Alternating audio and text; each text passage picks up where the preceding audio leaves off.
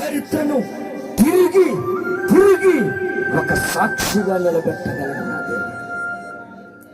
రెండు చేతులు పరమ వైపు చూపిద్దాం.